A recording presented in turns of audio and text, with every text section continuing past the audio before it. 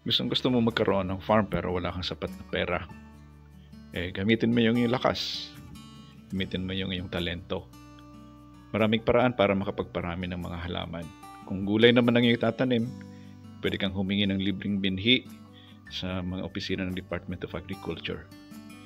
Sa paghahalaman, kinakailangan talaga sipag at tiyaga at pamamaraan.